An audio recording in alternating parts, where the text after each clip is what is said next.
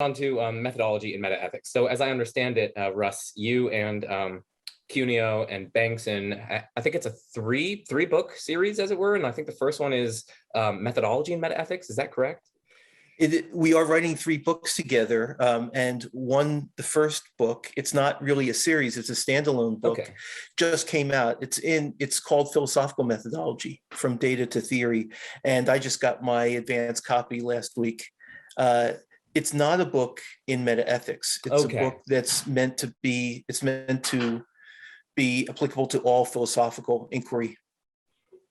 All right. So how about we now just like how you would apply that to metaethics? So let's move into that kind of section of the video. Sure. So how do you go about methodology in metaethics? So comparing the theories of realism, anti-realism, and so on, because that's going to be relevant to later on when we're talking about why, for instance, you accept realism and why, for instance, Kane doesn't. So yeah.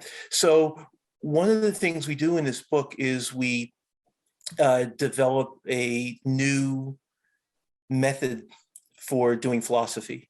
It's not it doesn't herald a revolution. It incorporates many familiar elements from ordinary philosophizing.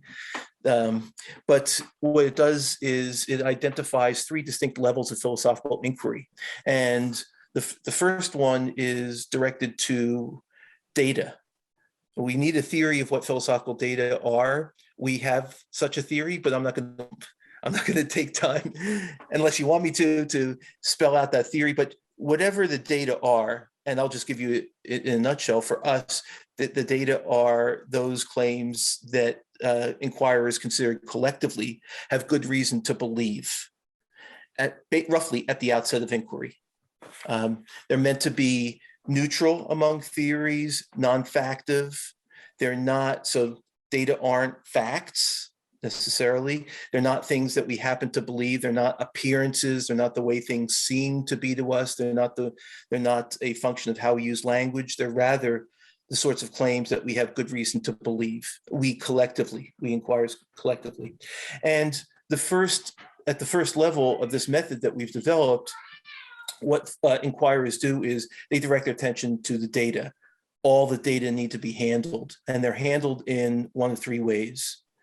Well, you got to either invoke claims in building a theory that's meant to handle this data. You invoke claims that accommodate them, that is, are such that the data are likely given your theory, your theoretical claims, and your theory helps explain these data. Now, you don't have to accept every datum, because the data are non-factive. So that doesn't mean that they're all false. It just means that it's not the case that just by virtue of being a datum, it's a fact. Okay. Now, if a theorist says, you know what, this datum, not keen on this datum, as an error theory will likely be with regard to many of the data, many of the metaethical data.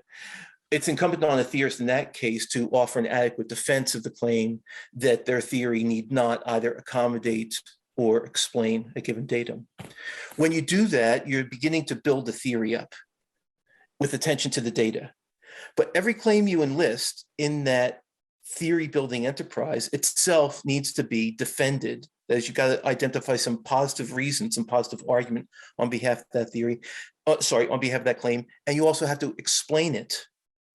That enterprise of defending and explaining we call substantiation. You also have to integrate every claim that you make in that process, where integration is a matter of displaying internal and external coherence. The external coherence involves coherence with common sense, our best conception of the world, including what science tells us is the case. And at that point, and only at that point, do you attend to the virtues of your theory and ask whether or not your theory taken as a whole is more theoretically virtuous than any competitor. It's an upshot of our preferred methodology that attention to theoretical virtues plays a very insignificant role in theory construction and theory evaluation. The attention to theoretical virtues like simplicity, for instance, comes in only at what we call that 3rd level, where at the first level you attend to the data, you build a theory that accommodates and explains the data, At the second level, you substantiate the claims made at the first level and any further claims made at the second level, and you integrate everything. And that's a huge undertaking by itself.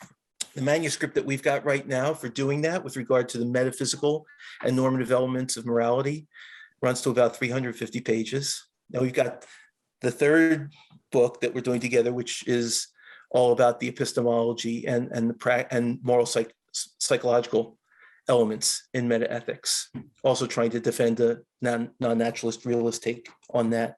So it's likely for us that this enterprise is going to take about 650 pages to fulfill the instructions given by the method that we prefer in order to construct a theory that we think is a plausible view of the nature of morality. So that's a long answer, but that gives you some flavor, at least, of the methodology we prefer and how it might be applied in the metaethical realm.